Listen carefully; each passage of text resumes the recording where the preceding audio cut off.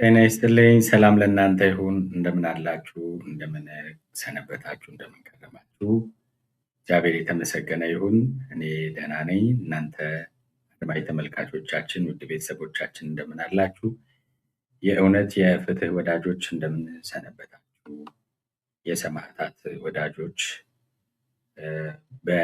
በውሸት ያልተረታችሁ፣ በዘረኝነት ያልተታለላችሁ፣ በትናንሽ ጎራዎች በመከፋፈል ያልተጠለፋችሁ፣ በሰብአዊነት ሚዛን ላይ የቆማችሁ፣ ከኢትዮጵያዊነት ከፍታ ያልወረዳችሁ፣ ከሰውነት ከፍታ ያልወረዳችሁ አድማጭ ተመልካቾቻችን እንደምን አላችሁ? በእነዚህ በዘመናችን ባመጣው በሽታዎች የተፈተናችሁ አድማጭ ተመልካቾቻችን ብትሆኑ እንደምን አላችሁ? እንደምን ሰነበታችሁ? እግዚአብሔር ሁላችንንም በያለንበት ጠብቆ ለዚህ ሰዓት ስላደረሰን ስሙ የተመሰገነ ይሁን። እንደዚሁም በሰላም ደግሞ ያልደረሱ አሉ፣ በየሆስፒታሉ እንደገና በመጠለያዎች ባገኙበት ቦታ ከጊዜያቸው ተፈናቅለው ያሉ አሉ። ህይወታቸውን ያጡ፣ አካላቸውን ያጡ፣ ቤተሰቦቻቸውን ያጡ ወገኖቻችን አሉ። ዕለት ዕለት የምንተነፍሰው የምንኖረው ህይወት ከሆነ ሰንበትበት ብሏል። ይሄ እውነታ ማለት ነው። በዚህ ወቅት ውስጥ ነው ያለነው። ጠፋ ካልንበት እንግዲህ እንደ ቱምቢ ሚዲያ እንደ እግዚአብሔር ፈቃድ ተመልሰናል። ረዘም ያለ ከአንድ ወር የበለጠ የእረፍት ጊዜ ነበረ። የእረፍት ጊዜም ባይሆን ሌሎች ስራዎችም እንደገና በተለያዩ እንቅስቃሴዎች ብቻ ትልቁ ነገር እንደ እግዚአብሔር ፈቃድ አሁን እንግዲህ ተመልሰናል። ስለዚህ ለዚህም እግዚአብሔር የተመሰገነ ይሁን፣ አመስግኑልን። የበለጠ ደግሞ እንግዲህ በርተን እንድንቀጥል ጸልዩልን። ብዙዎቻችሁ በተለያዩ መንገዶች ልደርሱን ሞክራችኋል። በኢሜይልም በስልካችንም የጻፋችሁልን የደወላችሁልን አላችሁ። አጋጣሚ ሆኖ ከዚህ በፊት ለቴሌግራም እና ለዋትሳፕ ስንጠቀምበት የነበረ የቱምቢ ስልክ አሁን እንግዲህ ባሉት እንቅስቃሴዎች ወይ ደግሞ ከአድራሻ ለውጥ ጋር በተያያዘ እሱ መስመር ለጊዜው አይሰራም። ሌላ አዲስ መስመር እናስተዋውቃችኋለን ሰሞኑን ማለት ነው። ስለዚህ ለሱ ይቅርታ ጠይቃለሁኝ። ዮሴፍ ከተማ ነኝ። ራሴን አስተዋውቄ እንደሆነ አላውቅም። ስለዚህ እንደ ቱምቢ ሚዲያ ከነበሩን ውስጥ እንግዲህ ወደ 4 ዓመት እያደረግን ነው። ከዛ ቆይታ ትንሽ የአንድ ወር ከምናምን ጋፕ ፈጥረን ነው የተመለስኩት። ምን ላይ ቆየው የሚሉትንም በሂደት እንግዲህ አንዳንድ አዳዲስ ነገሮች ይኖራሉ እንደ እግዚአብሔር ፈቃድ፣ እሱንም ወደ እናንተ የሚደርስ ይሆናል። አሁን ባለንበት የ2018 ዓ.ም የአብይ ጾም ላይ ነው ያለነው። 3ኛ ሰንበት ምኩራብን ነው ያሳለፍነው፣ ከትላንት በስቲያ ማለት ነው በኢትዮጵያ አቆጣጠር። እንኳን አደረሳችሁ ለአብይ ጾም። ያው በሰማዕትነት ወይ ደግሞ የሰማዕታት ደም መፍሰሱ እንደቀጠለ በዛው ጭፍጨፋ ሁኔታ ውስጥም ነው ያለነው። እንደምታዩት እንደምትሰሙት ትላንትም ከትላንት ወዲያም ዛሬም በአርሲ ከፍተኛ የሆነ ጭፍጨፋ ነው እየተፈጸመ ያለው። በተለያዩ ወገኖች እንግዲህ ቤተ ክህነቱም የምዕመናንን ቁጥር ቀንሶም ቢሆን ጌቶቹ እንዳይቆጡት፣ ምክንያቱም የቤተ ክህነት አምላክ ቤተ መንግስት ከሆነ ቆይቷል እና ቤተ መንግስት ደግሞ ሲሆን ሰው አልሞተም ቢል ደስ ይለዋል ቤተ ክህነቱ። ካልሆነም ደግሞ ቁጥሩን ቀንሰው ትላንት ነው መግለጫ ወጣው። በትላንትና ዕለት ማምሻውን የተቀበሩትን በትላንትና ዕለት የተቀበሩትን ሰዎች አላካተተም መግለጫው። መረጃው ስለሌለ ግን አይደለም። ሰዎቹ የተገደሉት እና የተቀበሩት መግለጫው ከመውጣቱ በፊት ነው። ከዛ በ21 ከተገደሉትም እንደዚሁ በማግስቱ የተገኙ አስከሬኖች አሉ። እነዚህን ሁሉ ሰብስቦ ማውጣት ይቻል ነበረ። ነገር ግን ያው ቁጥሩ ከፍ ሲል ትንሽ ለገዳይ ብዙ ገደለ ተብሎ እንዳይነገርበት ያስፈራል ማለት ነው። ትርጉም ካለው ማለት ነው መግለጫ ማውጣታቸው። ኦፍኮርስ እንግዲህ እነዚህ ሁሉ ነገሮች ምን ማለት ናቸው የሚለውን በየጊዜው መናገር ያስፈልጋል። ስለ ሰማዕታት መናገርን አንታክትም፣ እንነጋገራለን። ዛሬ እዚህ ጉዳይ ላይ በጥልቀት አልሄድበትም። በአርሲ ያለው ሁኔታ ላይ ሰዎችን ለማነጋገር ሞክሬ ነበር። በሽርካ ያለው ሁኔታ ላይ በተጨማሪ ያለው ሁኔታ በጣም ከባድ ነው፣ አስፈሪ ነው። አሁንም ተጨማሪ የጥቃት ስጋቶች አሉ። የት እንደደረሱ ያልታወቁ ሰዎች አሉ። ገና የሚጠበቁ አስከሬኖች አሉ። በ21 ተገድለው ከነበሩት ኦርቶዶክሳውያን ከቤታቸው ጋር ተቃጥለው አስከሬናቸው ከቃጠሎ ውስጥ በሂደት የተገኙ አሉ። ተመተው ከባድ ሁኔታ ላይ ያሉ አሉ። ሌላም በዚህኛዋ ቪዲዮ ግን ሁለት ነገር ደስ ይለኛል በአጭሩ ዛሬ። አንደኛው የክርስቶስ ወኪሎች እንድንሆን፣ የክርስቶስ አደራ ተቀባዮች እንድንሆን፣ ክርስቶስን የምንረዳ ሰዎች እንድንሆን የቀረበልን ወይ ደግሞ የተሰጠን ተልእኮ አለ እንደ ክርስቲያኖች። ያ ተልእኮ ዛሬም እንደ አዲስ እንደ ጥሪ ይቀርባል። ጌታችን ለድሆች ከእናንተ መካከል ተርቤ አላበላችሁኝም፣ ታምሜ ያልጠየቃችሁኝም፣ ታስሬ ያልጎበኛችሁኝም ብሎ እንዳለ ማለት ነው። ዛሬ በገዛ ወገኖቻችን ላይ በገዛ አካላቶቻችን ላይ እየደረሰ ባለው መከራና ስቃይ ይሄ ድርጊት የጌታችን እንድናደርግ ያዘዘንና የጠየቀን ስራ እጅጉን የሚያስፈልግበት ጊዜ ነው። ስለዚህ ለጌታችን እኛ አለን ብለን ከነዚህ ወገኖቻችን ጎን የምንቆምበት የምንታዘዝበት ጊዜ ነው። በተለይ በአርሲ እንደዚሁም በወለጋ እና በሌላውም አካባቢ ለተጎዱ ወገኖቻችን ብዙዎቹ እርዳታ ድጋፍ የሚያስፈልጋቸው ናቸው። እንደዛም ሆኖ እንደምታውቁት እንደ ተቋም ተደራጅቶ ለእነዚህ ወገኖች ሊደርስ የሚችል የለንም። እንደ ማህበረሰብ እንደዛ ያለ ተቋም እስካሁን መፍጠር አልቻልንም። በቤተ ክህነቱ በኩል እኔ እንኳን ሳውቅ ከዛሬ 5-6 ዓመት ጊዜ ጀምሮ የአደጋ ጊዜ ምላሽ ሰጪ ተቋም ሊቋቋም ይገባል። አደጋን የሚያጠና አስቀድሞ አለርት የሚያደርግ እዚህ ቦታ ላይ እንዲያለ ነገር ሊፈጠር ይችላል ብሎ ተፈጥሯዊም ሰው ሰራሽም ማናቸውም በተፈጠረ ጊዜ ደግሞ ጉዳቱን ለመቀነስ ቶሎ የሚሰራ ካለፈ በኋላ ደግሞ ተጎጂዎችን ለማቋቋም የሚሰራ ተቋም ያስፈልገናል የሚል ፕሮፖዛልም ሀሳብም ጥያቄም ልመናም ብዙ ጊዜ ለሲኖዶሱ ቀርቧል እና አልሆነም። እስካሁን የለንም እንደምታውቁት። እንደ ሲቪክ ተቋምም መፍጠር የቻልነው የለም እንደምታውቁት። ስለዚህ በረሃብ በመሳሰሉት ለሚጎዱ ወገኖቻችን እንዲያው ተራድኦ ኮሚሽን የሚባል አለ። ስለሱ ለማውራት ይከብዳል። በማህበረ ቅዱሳን በኩል የሚደረጉ ድጋፎች አሉ። እንደዛም ሆኖ ግን ያው አንድ ማህበር ሁሉም ቦታ የሚደርስ እርዳታ አይደለም ያለው ሁኔታ። ስለዚህ በግላቸው አንዳንድ ሰዎች በአርሲ በተለይ ባሎቻቸው፣ ልጆቻቸው፣ ሚስቶቻቸው የተገደሉባቸውን ቤታቸው የተቃጠለባቸውን ለመርዳት የሚሞክሩ ወንድም እህቶችን አግኝቻለሁ። በተለይ በሰሜን አሜሪካ ደግሞ ሰብሰብ ብለው ይህን ለማድረግ ጥረት የሚያደርጉ ወንድም እህቶች አሉ። በተደራጀ መልኩ ያንን ለማድረግ ጥሩ እንቅስቃሴ ላይ ነው ያሉት። እስካሁን ለተወሰኑ ሰዎች ደርሰዋል። እግዚአብሔር እንደፈቀደ ደግሞ ለብዙዎችም የመድረስ ፍላጎትና ጥረት ነው ያላቸው። እነዚህን እንድትቀላቀሉ ጠይቃችኋለሁ። ለጊዜው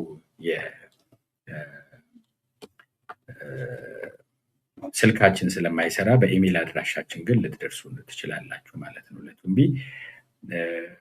ያ ምናልባት ለጊዜው ረጅም ፕሮሰስ ሊሆን ይችል ይሆናል ኢሜል መጻፍ። ያ ግን ብዙ ጊዜ አይቆይም። በቀጣይ ባሉት ቀናቶች የስልክ ቁጥራችንን እናሳውቃችኋለን። ከእነዚህ ሰዎች ጋር የማገናኘት ስራ ለመስራት በእኛ በኩል ዝግጁ ነን ማለት ነው። ይህን ማድረግ ለምን ያስፈልገናል? ወገኖቻችንን ቢያንስ የተጎዱት የሞቱት ሞተው ያሉት ደግሞ ወገን እንዳጣ የሚረዳቸው ሰው እንደሌለ የመሳሰሉ ብዙ ሆነን አንድን ቤተሰብ ማቋቋም አቅቶን ዋጋን የሚከፍሉበትንና በተጨማሪ ደግሞ እግዚአብሔርን የሚያማርሩበትን ሁኔታ እንዳይፈጠር ልንረባረብ ይገባል። ለምን? እነሱ ሰማዕታት ናቸው። እኛ ደግሞ ጥቂት በመርዳትና እነሱን በማቋቋም እነሱን ዋጋ ማግኘት እንችላለን። የሰማዕታት ቤተሰቦች እነሱ ዋጋ ተጋሪዎች መሆን የእነሱ በረከት ተጋሪዎች መሆን እንችላለን እና እስቲ እዛ ላይ በተረባረበ በተናበበ ሁኔታ ለመስራት ጥረት እያደረጉ ያሉ እህት ወንድሞች አሉ። እሱን ጆይን ለማድረግ አብሮ ለመስራት ሞክሩ። በግላችሁም ደግሞ ብዙ ጊዜ የእኛ በሽታ አብሮ መስራት ነው። እንደምታዩት ምንም ብዙ ነገር ተጀምሮ አብሮ ለመስራት ካለብን በሽታ ወይ እርግማን ወይ ስንፍና በጣም ከጀግንነትም ያጠቃናል። እንደ ኢትዮጵያውያን እንደ አበሾች ድሮ ይሄን ለማለት ፈራ ነበር። አሁን ግን አይ ቲንክ እስካሁን በኖርኩት እድሜ ይሄንን ታዝቤያለሁ እና ይሄን መናገር የምችል ይመስለኛል። ስለዚህ ሁላችንም ብዙዎቻችን አዋቂ መሆን እንፈልጋለን ባናውቅም የግድ ስለሆነ ማለት ነው። ያ ስብስባችን ላይ ትልቅ ችግር ይፈጥራል። አንዱ የሌላውን ኃጢአትና ገመናም ለመተላለፍ እንቸገራለን። ግለሰባዊ ድካሞችን አልፎ አብሮ ለመስራት እንቸገራለን። በዛው ልክ ደግሞ ፖለቲካውም ሀገራዊ ሁኔታውም ብዙ አጥሮችንና ዋልታዎችን ስላበጀልን እያንዳንዳችን በየራሳችን ጎሬ ውስጥ ቆመን ስለሆነ የምንነጋገረው ወር ደግሞ ለመስራት የምንሞክረው አብሮ ለመስራቱ በዛ በኩል ችግር ይሆናል ማለት ነው እና ብቻ ኢጓችን በትልቁ የሚያስቸግረን ይመስለኛል። ያ መተማመን እንዲጠፋ ያደረገ ይመስለኛል። እንደገና መጥፎ ተሞክሮዎችም ከዛ አንጻር ፈተና የሆኑብን ይመስለኛል። እንደዛም ሆኖ ለእግዚአብሔር ሰጥቶ በእምነት አብሮ ለመስራት መሞከር አስፈላጊ ነው። በተለይ በዚህ አይነት ሁኔታ ውስጥ ከሞቱት የበለጠ አስከሬን ከመቁጠር የበለጠ እነዚህ የተገደሉ እያንዳንዳቸው ወገኖቻችን ከጀርባቸው በእነሱ ላይ የተመረኮዘ የሚያስተዳድሩት ቤተሰብ ይኖራቸዋል። ልጆችም ከሆኑ እነሱን ተስፋ አድርጎ የነበረ ቤተሰብ ይኖራል። ብዙ የሚያጎድሉት ሰው አለ በጥቅሉ። ስለዚህ የቀሩትን ማቋቋም ደግሞ ክርስትናንም ለማስቀጠል እንደገና ለራሳችንም ዋጋ ለማግኘት ያስፈልጋል እና እዛ ላይ ልንረባረብ ያስፈልጋል የሚለው ትልቁ መልእክት ነው። ሌላው ዛሬ እንግዲህ የ130ኛውን የአድዋ በዓል እያከበርን እንገኛለን። አድዋ እንደምታውቁት ዛሬ እነዚህን ሰማዕታት እየጨፈጨፈ ያለው አስተሳሰብ ጠላት የሆነ አስተሳሰብ የተሸነፈበት የድል በዓል ነው። ዘንድሮ 130ኛው ነው የሚከበረው። ስለዚህ አድዋን ስናከብር ወይ ደግሞ አድዋን ስናስብ እነዚህ ሁሉ ጥረቶች እየተደረጉ ያሉት አድዋን ለመቀልበስ ነው። ኢትዮጵያን የማፍረስ የኢትዮጵያን ታሪክ የመለወጥ አዲሲቷ ኢትዮጵያ የሚል ትርክት የኢትዮጵያን መልኮች የማጥፋት የኢትዮጵያን ባህሎች፣ እሴቶች፣ ነባር እምነቶች፣ ነባር ባህሎች የማጥፋት ሁሉን ነገር በብልጭልጭና በቀለም የመተካት ፖሊሲውንም አሰራሩንም ምኑንም ተቋማቱንም እንዳልነበር አድርጎ ኢትዮጵያ የምትባል ነገር ግን እንደ ማንኛውም ቅኝ እንደተገዛ ሀገር ኑሮ ውድነት አናቷን የሚንጣት የፖሊሲ ነፃነት የሌላት በሁሉ ነገር ጥገኛ የሆነች እና በብድር በምን በመላላክ እና የሌሎች ሀገራት ጉዳይ አስፈጻሚ በመሆን የራሷን ሕዝብ ጭምር የምትበላ ሀገር ለመፍጠር የሚደረገው ጥረት አድዋን የመቀልበስ ዘመቻ መሆኑን ምንም ልንጠራጠር አይገባም። አሁን ያለው አሰራር እና የሀገሪቱ በተለይ ዋናው መዋቅር ሜንስትሪም የሚባለው መንግስታዊ መዋቅርና አስተሳሰብ እየሄደ ያለበት አካሄድ ከአድዋ በተቃራኒ ነው እና ይሄ ግልጽ ነው ብዬ ተስፋ አደርጋለሁ። ዛሬ ኦርቶዶክሳውያንን በአርሲ እየጨፈጨፈ ያለው በአድዋ የተሸነፈው ያ ጠላት ነው። በአድዋ የተከበረው የሃይማኖት ነፃነት ነው። እያንዳንዱ ኢትዮጵያዊ በገዛ ሀገሩ በየትኛውም ስፍራ በነፃነት ሰርቶ የመኖር መብት ነው። ምክንያቱም እዛ ቦታ ላይ አድዋ ትግራይ ውስጥ ነው ያለው። እዛ ቦታ ላይ ሄዶ የሞተው ሁሉ ከተለያዩ ሀገሪቱ ክፍሎች የተውጣጣ ከመላው ኢትዮጵያ ሕዝብ የተገኘ ሰው ነው። ስለዚህ በዛ በኩል የኢትዮጵያ ድንበር ሲነካ አንድ ሰው ሄዶ እዛ የሚሞት ከሆነ በየትኛውም ደግሞ የሀገሪቱ አካባቢ ሄዶ የመኖር ነፃነት የሚያጣበት ምክንያት የለም። ስለ ሀገሪቱ ሉዓላዊነት ስለ ሀገሩ ሉዓላዊነት ደሙን ያፈሰሰ ኦርቶዶክሳዊ በመላው የሀገሪቱ ድንበር በሶማሌም እንበለው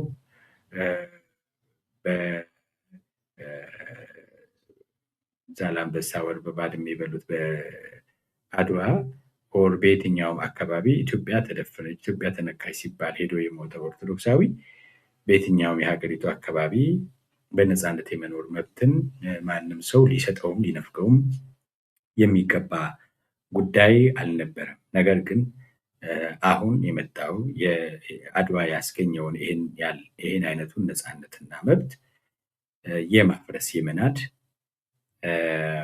ስለዚህ በአድዋ የተሸነፈው ጠላት የሚፈልገውን አስተሳሰብ እና አመለካከት የሚደግፈውን ወገን ብቻ የሚደግፍ እና እንዲሰፋም እንዲኖርም የሚፈቅድ አሰራር ነው ሀገሪቷ ላይ ሰፍኖ ያለው እና አሁን አድዋ እንግዲህ በድጋሚ አባቶቻችን የጊዜያቸውን አድዋ አሸንፈዋል። በእኛ ዘመን የእኛስ አድዋ የሚለው የእኛ ትውልድ ጥያቄ ነው ማለት ነው። እንደዛም ሆኖ መፍትሄው የሚያስፈልገን መፍትሄ ተራራ እንደ መግፋት ያለ ከባድና ግዙፍ ሊሆን ይችል ይሆናል። የሚጠበቅብን ግን ተራራውን መግፋት ከሆነ በእምነት መግፋት ነው። ተራራውን መናድና መጣል የእግዚአብሔር ድርሻ ነው። ችግሩ ብዙ ውስብስብ ሊሆን ይችላል። እኛ ማድረግ የምንችለው አንዲት ሻማ መለኮስ ወር ደግሞ ጥቂት አንዲት ጠጠር መወርወር ከሆነ ከኛ የሚጠበቀው ሳንታክት ያችን ጠጠር መወርወር ነው። ጎልያድን መጣል የእግዚአብሔር ነው። ችግሩን መፍታት የእግዚአብሔር ነው። ጊዜ የእግዚአብሔር ነው። እነዚህ ሰማዕታት ግን ደማቸው ፈሶ ያለ ፍትህ እንደማይቀሩ ሁላችንም እርግጠኞች መሆን መቻል አለብን። ያለ ፍትህ አይቀሩ። ደማቸው ደመከልብ ሆኖ አይቀሩም። እግዚአብሔር ይበቀላል። የበቀል አምላክም ነው እግዚአብሔር። የፍትህ አምላክም ነው እግዚአብሔር። የይቅርታ የምህረት አምላክ ብቻ አይደለም እግዚአብሔር፣ የፍርድ አምላክም ነው፣ የፍትህ አምላክም ነው። እግዚአብሔር አባት ብቻ አይደለም፣ ዳኛም ነው። ስለዚህ እነዚህ ሰዎች ምንም ስም ይሰጣቸው፣ አማራ የሚበሏቸው፣ ነፍጠኛ የሚበሏቸው፣ ምንም የሚበሏቸው ግን ወንጀል የተገኘባቸው ሰዎች አይደሉም። ብቸኛ ወንጀላቸው ኦርቶዶክሳዊ መሆን ካልሆነ በስተቀር ማለት ነው። ከተገደሉም በዛ ምክንያት ነው። ስለዚህ ሕሊና ያጣ ሰው ሃይማኖቱን ብሎ የሞተ የለም ወይ ደግሞ በሃይማኖቱ የተገደለ የለም ሊል ይችላል። በብሔሩ የተገደለ የለም ሊል ይችላል። አንዳንዶቹ ካህናት ነን ያሉ መስቀል የጨበጡም ከክህነታቸው የበለጠ የዘረኝነት ትርክትና ሌላው ያየለባቸው የተለያየ ስም ሲሰጧቸው እናስተውላለን። ይሄ ሁሉ ግን ሰማዕትነታቸውን አይፈቅድም። እውነታው ይሄ ነው። ንጹሐን ገበሬዎች ናቸው፣ አርሶ አደሮች ናቸው። እንደ የትኛውም አርሲ ውስጥ እየተገደለ ያለው ኦርቶዶክሳዊ ገበሬ እንደ የትኛውም በወላይታም በቤንሻንጉልም፣ በጋሞ ጎፋም፣ በከፋም እንበለው በትግራይም በጎጃምም ወይ በጎንደርም በየትኛውም አካባቢ እንዳለ ገበሬ እርሻውን አርሶ ልጆቹን አስተምሮ ህይወቱን መግፋት ነው የሚፈልገው። ይሄንን ንጹህ ሰው ነው ሄደው ከቤቱ ጋር ያቃጠሉት። ይሄንን ድርጊት ትክክል ነው ለማለት ወይ ደግሞ ጀስቲፋይ ለማድረግ የሚጥር ህሊና ያላቸው ኢትዮጵያውያን በደንብ አሉ፣ እናያለን። ይሄ ጉዳይ ዳዝም ማተር ስዋት ማተር ሲስ መናፈሻ ብለው ደግሞ የሚፈሰውን ደም በየቀኑ ቸል ለማለት የሚሞክሩ ሰዎችን እናያለን። ሁሉ እንግዲህ ካለበት ከተሰራበት ሁኔታ አንጻር ይናገራል።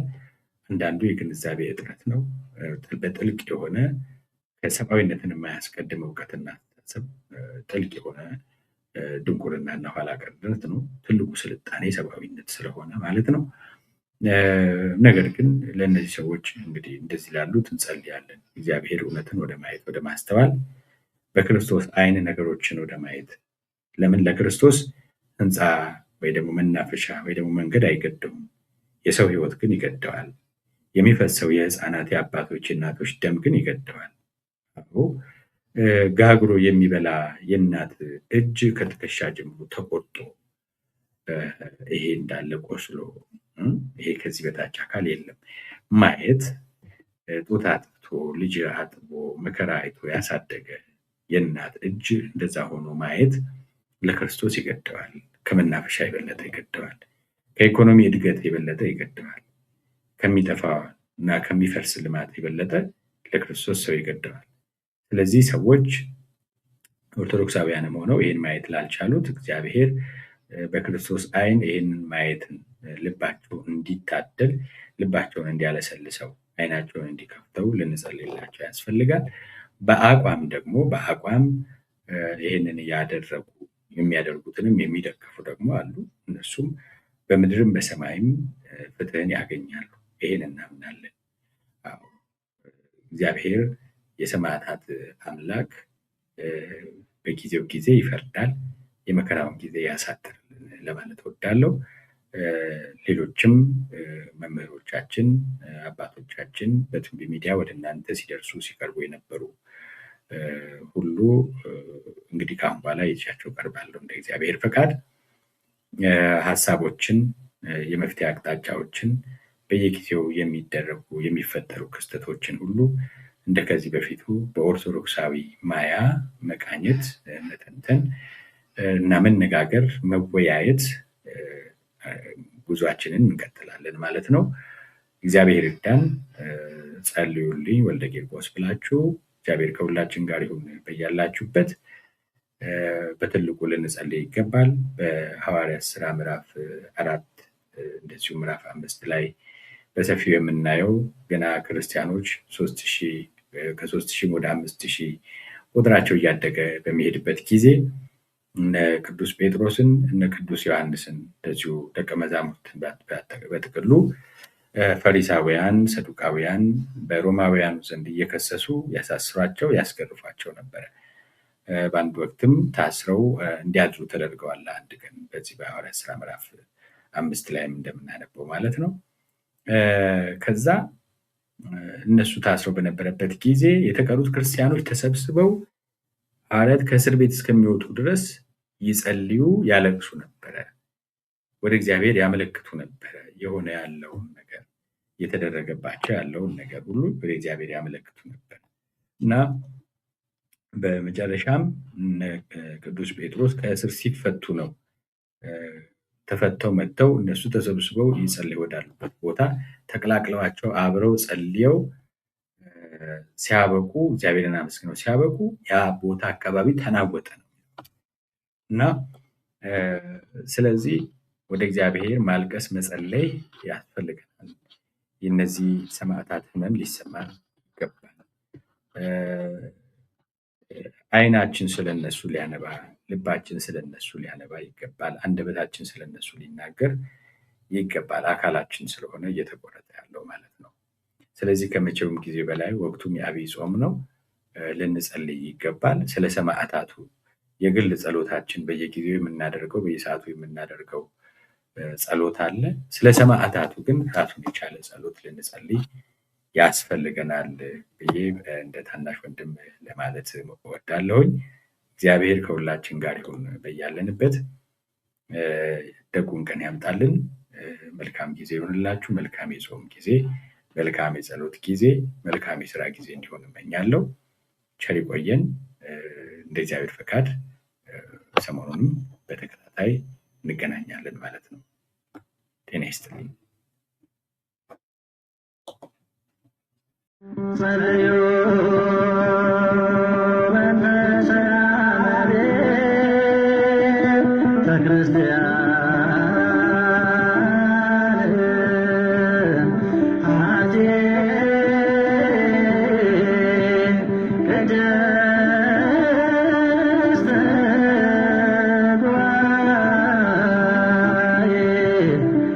you.